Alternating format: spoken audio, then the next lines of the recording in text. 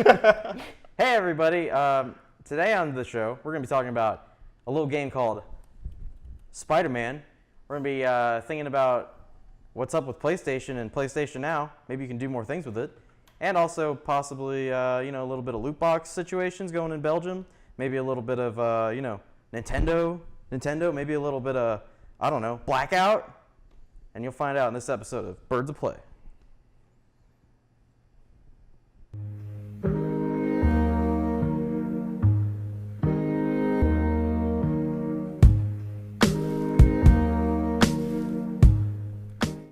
Gonna keep going. Hey guys, welcome back to a silky, spidery, webby episode of Birds of Play. I'm one of your hosts, Ryan Taronis, joined by Nathan Dean and Hank Ingraham. And we're here talking about video games and stuff and things that apply to them, maybe. We're gonna start off. All of us boyos here have played a little game called Spider-Man, Marvel's Spider-Man, the new Spider-Man, the PlayStation 4 Spider-Man. What are your guys' initial reactions to Spider-Man? Well, my first reactions is the game is fantastic, and it took agree. a very strong stance of trying to be Game of the Year. I wouldn't know if I want to go as far as saying it's Game of the Year because I'm still hanging on to God of War. But as of right now, I am 98% completed with the game. The only flaw I think of is we mentioned before when the game was coming out that I didn't want anything to feel repetitive. Right. And I knew something was going to, but the only thing that's holding me back from getting 100% completion is I have to wait for the police to report certain crimes going on. You have to swing over there. Just make more crime. Yeah, so each time it's just like somebody that's dressed up differently, but they're all very similar. But overall, great game. Hank, what about you, man? Definitely one of the best PlayStation exclusives ever. That's really good. I mean, I wasn't giving it much expectation going into it. I thought it was just going to be like a run-of-the-mill Spider-Man game. Yeah. And I was immediately blown away with how great it was. It was the fastest selling PlayStation exclusive in history. game. 3.3 million Eat your heart out, copies. Sony. See you later, Xbox. How many Come did God on, of PC? War, the new one? So I don't know, even but- I think it beat God of War's first month in under a week. they have probably a bigger audience. Like, I think, too. I feel like there's a lot more people Spider-Man, he's yeah. like the most It's like- popular hero. Yeah. I mean, I dressed up as him for Halloween. I don't know about anyone else. I thought the game was amazing. It's just like what we were talking about with Batman.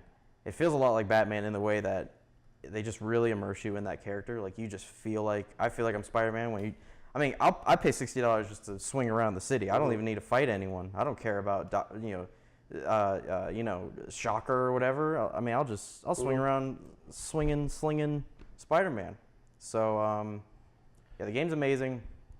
It's probably still, like I said, or Nathan said, behind God of War for me. But it's right there. And I'm very curious of how God of War was for me Game of the Year, but obviously I don't want it to have so much DLC to make me have to pay even more for the game. Where's the trace?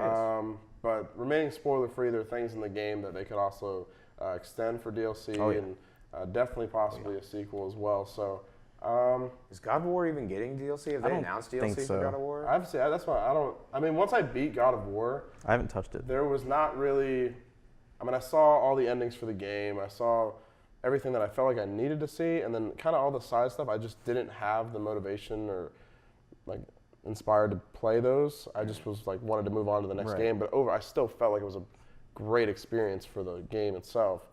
But Spider-Man, for some reason, every time you paused and looked at the map, you would see, okay, game completion is this amount percentage, and that bothered me that it kept showing it to me. I'm like, what do you think, I can't get to 100%? Prove you wrong, buddy. So I've been just grinding, and I'm very, very close. We'll probably get 100% today. I just love, Spider-Man is just amazing in the fact that it rewards you so much just for all the little things. Like, you have so many, I thought, when I played the first 2 hours, I'm like, okay, there's 3 or 4 little side things. It's your common, grab this or do that, but there's how many are there? 7, 8 of them. There's a lot of them, and they all feel like you're doing something. It's not just here, grab this for no reason. It's you can grab a certain thing and it talks about maybe something you've happened before.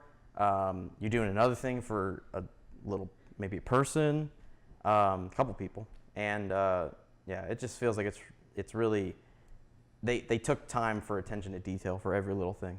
And with attention to detail, they, like you said, when it comes to rewarding, they did a very good job with the leveling system. Oh, yeah. I didn't really expect a leveling system in the Spider-Man game. I expected that, every time you reached a certain point, you'd be able to unlock a certain ability, a certain Spidey suit, or something of that sort. But to actually have a leveling system and for me to constantly keep track of, okay, do I want to upgrade this? Do I feel like I need more of this? And then each ability that you can have, I would strategize going to my next mission. Okay, which one do I think is more important for this particular task? So they did a very good job with the leveling system. Yeah, I love the. That was probably my favorite part about it was I like the suits, I like the gadgets, I like the skills, I like that. That's what you're striving to get. I liked how the suits were done.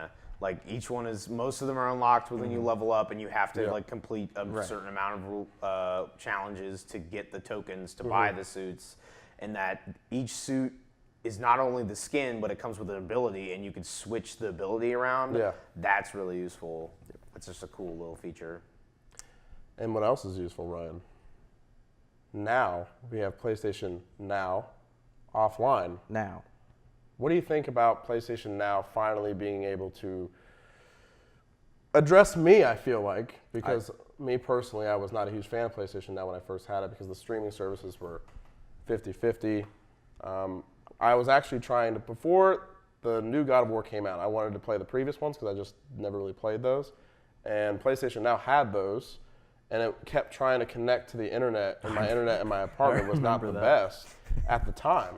So it kept trying to connect to the internet while I was playing, so Kratos was just glitching into walls, and it was unplayable. So now that they have offline, I think that's a really good thing to improve on. But I mean, have you guys even considered? I haven't used PlayStation Now yet because I'm kind of new to the PlayStation scene. I mean, I've had one, but I basically just had like baseball games on there because there was nothing really that sold me until God of War, or I was just too lazy to buy it. That was probably it. I've been playing too much PC, but yeah, I mean, it seems interesting. I might have to look at it now.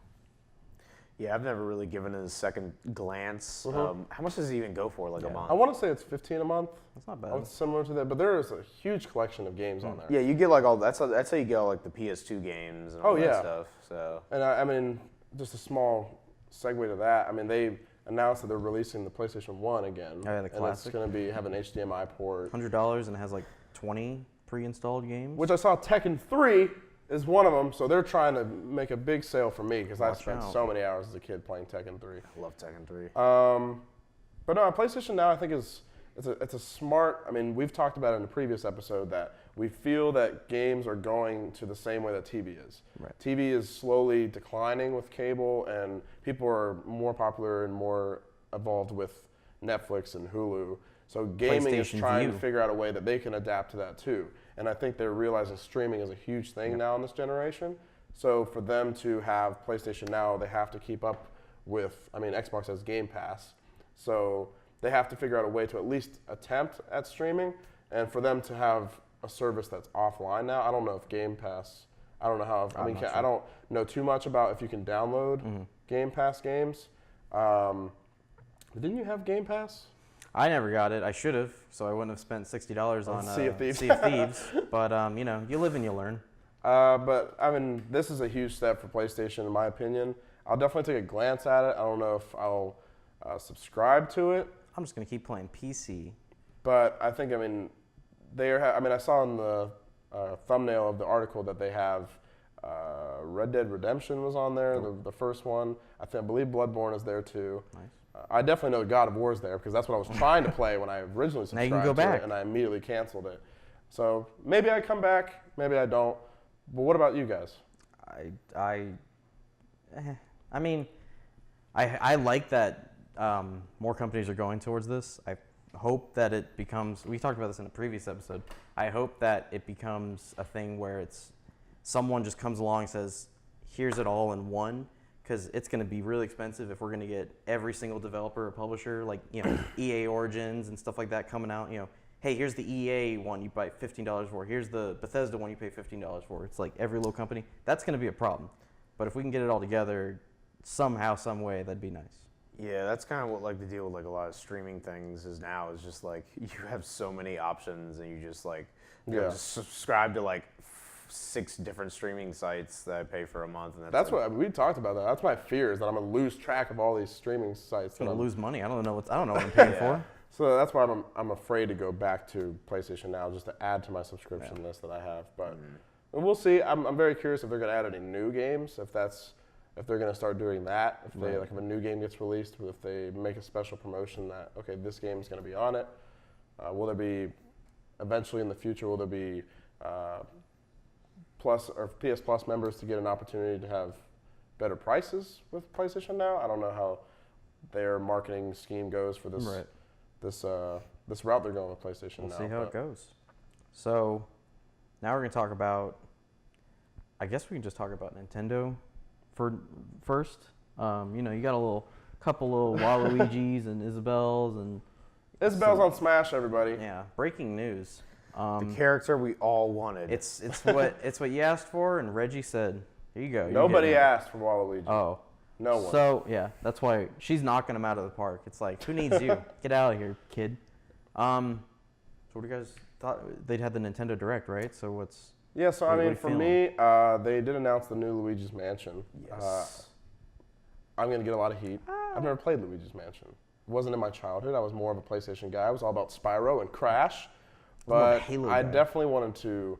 Maybe Nintendo can start, because then they announced the new. They did something similar as PlayStation, right? Like online, they do the new NES thing. Yep. The new NES, yeah. So if they ever decided that they were going to add to the service, or if they have Luigi's Mansion, the new one, that's going to be. If they did something where the new one comes with the original one, like how if they charge $80 for whatever they want to do, I would consider it, because I've always wanted to play Luigi's Mansion. I've heard it's one of the greatest games, and it was on the GameCube. Yeah. But keep the lights on. You don't want to get a little spooked. But the one I was personally excited about, just because of the family history that my family and I have with the game, is Animal Crossing. Animal Crossing is a huge game for me personally, so that one I'm definitely really excited about. Cool. Anything, Hank? I mean, about the Nintendo Online, I'm like, when they finish up with the NES, like. All of those games, I'm really hoping they go SNES. If they start putting N64 and GameCube games on that thing, I'll give them all my money. Give me some GoldenEye, baby. And I thought we discussed this, that they had a service where there was going to be, you could have 7 people. It's like an online and it was service. $35 for a year. That's some good. That's $5 a person. I mean, it's $20 for the year for just the one person, which is not so if you did bad. $35 to everyone else, and everybody came together and paid for that. I don't have see, I'm kind of Nintendo. I don't follow it that much because I don't have a Switch yet. I'm gonna probably get one once Smash comes out. Yeah. I mean, I need to play Isabel. You put down for that Smash. I know. Just get the new Animal Crossing. Smash Switch. I know. Nintendo's doing big things. And I'm gonna get that, and then finally play Breath of the Wild. That's an awesome game. That's a grind. Just prepare yourself. Yeah, I'm ready to. Once Smash comes out, an angry grind. I'm gonna buy the DLC. I'm gonna go in. So yeah, that's me with Nintendo. I think that, I'm impressed with what Nintendo's doing this year, because when I bought the Switch, I was one of those people that had troubles with. I didn't really feel like there was a game that kept me coming back to the system. Like obviously Spider-Man, anytime I had free downtime or free time, I was playing that, and PlayStation constantly wanted me to make me to come back there. Nintendo, I had Mario and Rabbids. I was really excited for that game. It got a little bit too repetitive for me. It's still a really good game, but Mario and Rabbids was one that I played about halfway through and I just didn't have any motivation to keep playing it. Breath of the Wild, I just wasn't a huge fan of. I know a lot of people liked it, but there wasn't anything coming. So the fact that they are coming out with Luigi's Mansion, Animal Crossing, the new Smash game that's coming out, they're doing some things, and the new Pokemon game that's coming out this year. So that's really exciting. Get your Pokemon Go, people. I'll be keeping my Switch a little closer this year. Okay, I might be getting it soon. We'll see. Do you guys play Blackout? I played Blackout. 2 games. So listen, I like Blackout. I gave up on Call of Duty after like Black Ops 2. Rightfully so. Rightfully. I mean, I played Ghost and I was like, man, it's just a reskin of Call of Duty Modern Warfare 3. Ghost was terrible.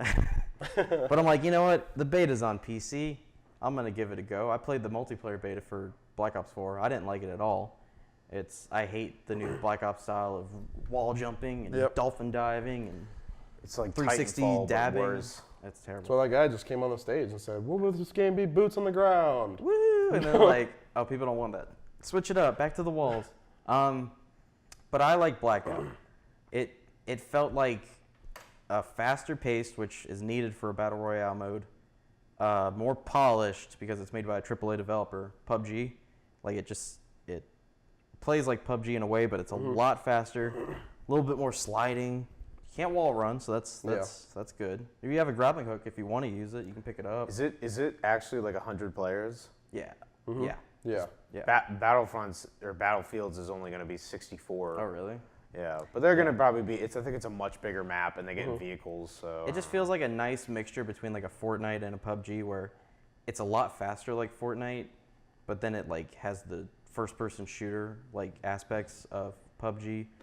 So I'm enjoying it. The beta's over. I have nothing to play. I'm going back to Madden because why not? I heard more about Blackout than I expected to during the beta. I mean, like a lot of people, they're kind of iffy because it's Call of Duty right now, but I heard mostly positive reviews from people. So I'm still iffy.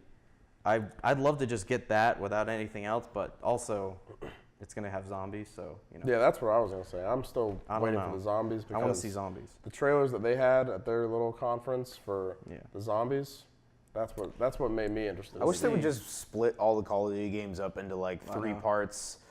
And just that would be are smart they even doing marketing like almost, like single player anymore? They're done with single player, aren't Not they? on Yeah, this they got game, rid of it single for this player. game. Just multiplayer, Blackout, and zombies. Which is all anybody wants. Oh yeah. So, I mean, I'm a single player man myself. Yeah, but me too. I mean, I don't. Yeah. Last time I remember enjoying a single player for a Call of Duty was Yeah, probably Black exactly. Ops 2.